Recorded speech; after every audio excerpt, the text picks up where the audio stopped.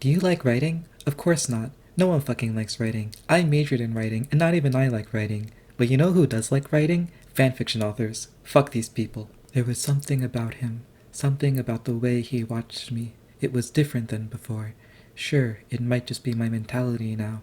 That definitely changed as much as I tried to get it not to.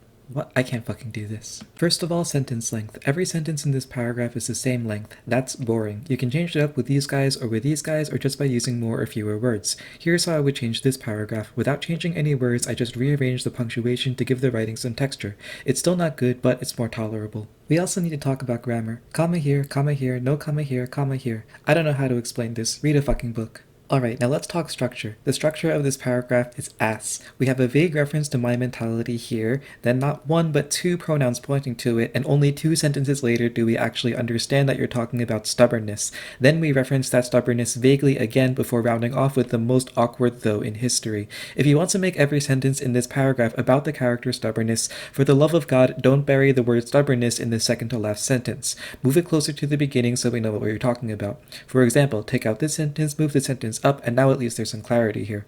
Next, I want to talk about this train wreck of a sentence. Every word in this sentence is vague. What's that? How is it changing? What did you try? Why didn't it work? And what's with this 6-word pileup at the end of the sentence? Your reader isn't here to solve jigsaw puzzles. If you make their job hard, they will leave.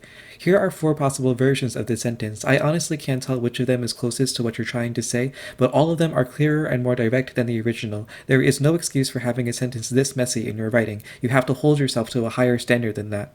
Finally, this dangling though. Its function is the same as the word but since it comes at the end of the sentence, it does its job far too late. The sentence reads far better like this, with but instead of though and the but energy at the beginning of the sentence. It looks like a small detail, but that little bit of cleanup is the difference between amateur and professional writing. Here's an example of this paragraph rewritten. You can take a second to read it.